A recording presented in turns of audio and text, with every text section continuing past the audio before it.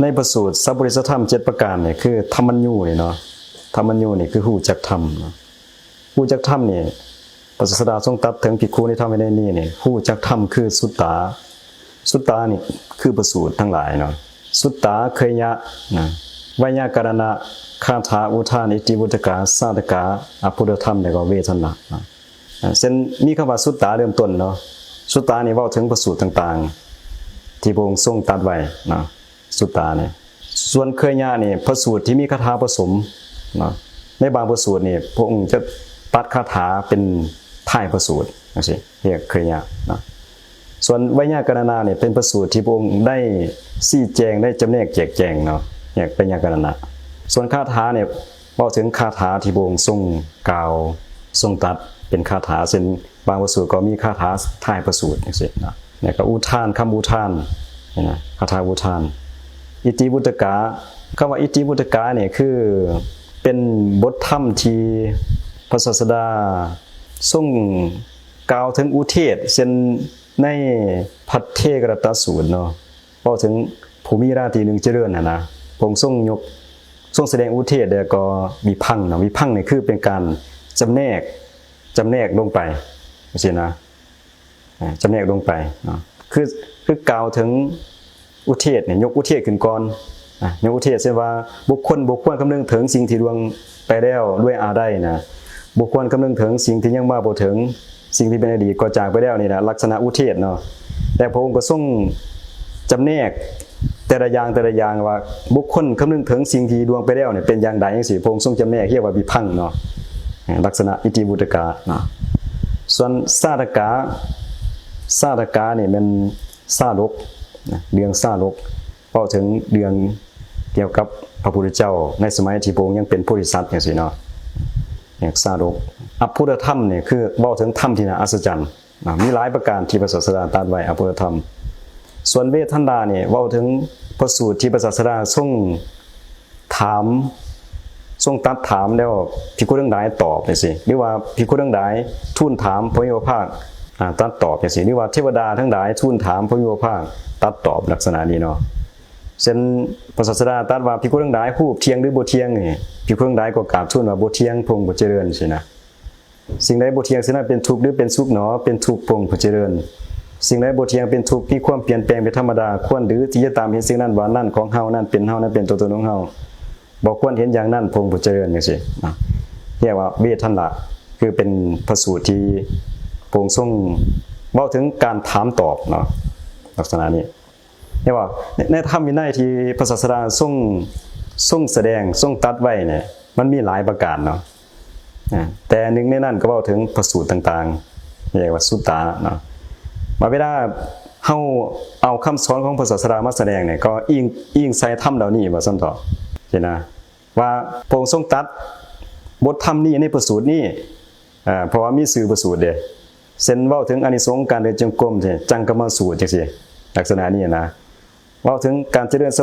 มาธิสูตรลักษณะนี้นะเฮาเอาข้อมูลจากพระไตรปิฎกเนี่ยที่เป็นคำของพระศาสดาเนี่ย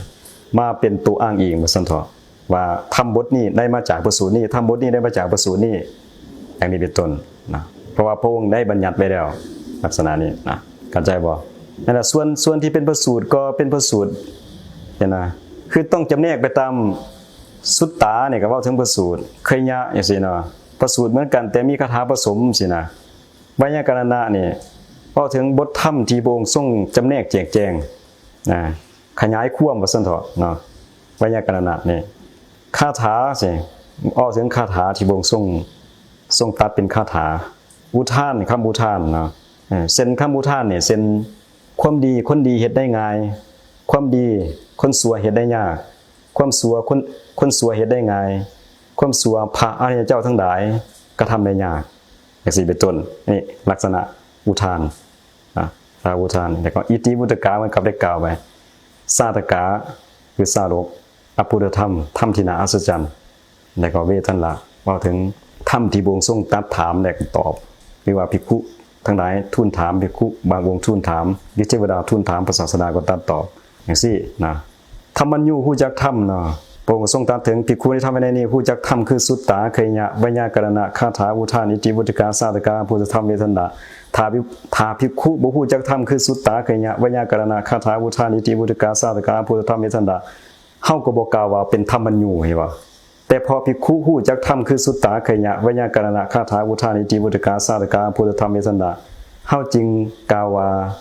เป็นผู้ฮู้จักธรรมหรือเป็นธรรมัญญูใช่ป่ะเพราะฉะนั้นพระสูตรนี่พระศาสดาก็ตัดไว้ก็คือบทธรรมที่นำมากล่าวสอนเนี่ยส่วนใดที่เป็นพระสูตรเพิ่นก็กล่าวว่าพระสูตรจังซี่นะเข้าใจบ่ส่วนใดที่เป็นคาถาก็กล่าวว่านี่เป็นคาถาที่พระศาสดาทรงกล่าวเป็นคาถาไว้อย่างนี้เป็นต้นคำว่าพองใสสัวข้าวสมองสัวข้าวเนี่ยมันอยู่ที่ว่าจิตนั่นเนี่ยมีอุปกิเลสหรือบ่มีอุปกิเลสนะเช่นว่าถ้าจิตบ่มีอุปกิเลสมันก็พองใสอยู่นั่นแหละมันบ่ถืออุปกิเลสครอบงำเด้แต่ถ้าสมัยใด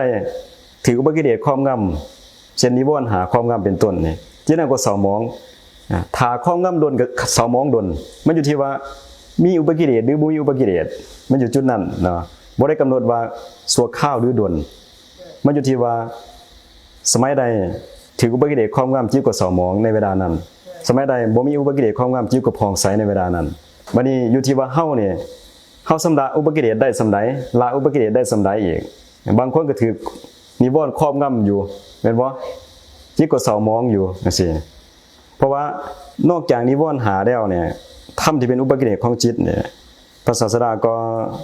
ตัดไว้หลายประการเช่นว่าอุปกิเลส16ประการเนี่ยเนาะอวิชชาวิสมะโลภะสิความโลภบ่สม่ำเสมอหรือความโลภอย่างแห้งกล้าสิเนาะนี่ก็เป็นอุปกิเลสของจิตพยาบาทสิ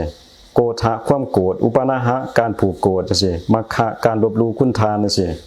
ปราสาการยกตนเทียมทานอิสาความอิสามัสริยะความขี้ฉี่มายาความมีมายาสะเทยะความโอ้อวดธรรมภาการความดื้อลวงเนาะสรัมภาการแข่งดีมานะความถือโตสิอติมานะการดูหมิ่นทานมาทะความมัวเมาหรือว่าความเมา3ประการเช่นความเมาในความเป็นหนุ่มสาวสิความเมาในความบ่วิโรจน์ความเมาในชีวิตสิอย่างมาทะเนาะประมาทะความประมาทเห็นบ่มันมีหลายประการเส้นมานะความถือโตนี่อยู่ในสังโยชน์เบื้องสูงพุ่นพระอรหันต์จึงละได้เพราะฉะนั้นเนี่ยอุปกิเลสละเอียดมันก็มีเห็นบ่หยาบๆก็มีละเอียดก็มีเส้นเฮาละอุปกิเลสหยาบๆได้แต่ว่ายังละเอียดอีกจิตเฮาก็ยังเศร้ามองอยู่เห็นบ่แม่นบ่เช่นยกตัวอย่างมานะสิตราบใดเฮายังละมานะบ่ทันได้เฮาก็ยังเศร้ามองอยู่ เพราะว่าทำได้นี่เป็นอุปกิเลสเด้ความถือตัวสิเป็นมานะเนาะอย่าว่าโอ้บ่ธรรมดาได้อุปกิเลสนะเนาะจิตที่มีจิตอื่นยิ่งกลัวเนี่ยเช่นสภาพของจิตเนี่ยเช่นถ้าจิตฟุ้งซ่านเนี่ยก็อย่างนึงแม่นบ่จิตตั้งมั่นก็อย่างนึงจิตหดหู่ก็อย่างนึงแม่นบ่เช่นว่าเอาระวังจิตฟุ้งซ่านกับจิตตั้งมั่นเนาะอันนี้ก็มันมีความต่างกันแล้วแม่นบ่จิตฟุ้งซ่านเนี่ยมันก็เป็นสภาพอีกแบบนึงจิตตั้งมั่นก็เป็นสภาพอีกแบบนึงแต่ในการตั้งมั่นของจิตนั้นก็มีหลายประการอีกเช่นปฐมฌานนี่ก็เป็นสมาธิคือกันแม่นบ่แต่ว่าปฐมฌานนี่มีวิตกวิจารยังประกอบด้วยวิตกวิจารแต่ว่าวิตกวิจารในปฐมฌานนี่เป็นวิตกวิจารในทางกุศลเนาะมีปิติได้สุขอันเกิดจากวิเวกอยู่นี่ก็ตั้งมั่นอยู่แต่ยังประกอบด้วยวิตกวิจารใช่บ่ส่วนทุติยฌานนี่วิตกวิจารสงบระงับไปยังเหลือแต่ปีติเดชสุขอันเกิดแต่สมาธิอยู่ให้บ่ความปราณีตหรือว่าความตั้งมั่นของจิตเนี่ยก็มีความต่างกันแล้ว